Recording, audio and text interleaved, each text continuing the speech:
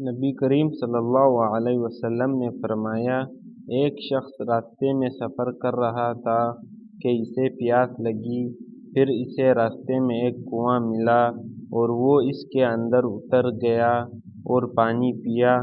جب باہر آیا تو اس کی نظر ایک کتے پر پڑی جو ہانپ رہا تھا اور پیاس کی سختی سے کیچڑ چاٹ رہا تھا۔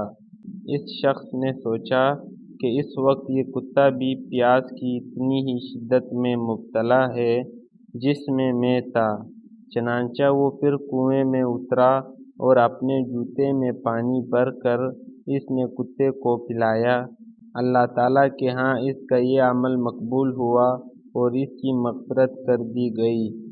صحابہ نے پوچھا، یا رسول اللہ، کیا جانوروں کے سلسلے میں بھی ہمیں اجر ملتا ہے؟ تو آپ صلی اللہ علیہ وسلم نے فرمایا کہ ہاں، ہر جاندار مخلوق کے سلسلے میں اجر ملتا ہے۔ تمام مسلمان بھائیوں سے گزارش کرتا ہوں کہ ویڈیو کو لائک، شیئر اور سبسکرائب ضرور کریں۔ جزاک اللہ خیر۔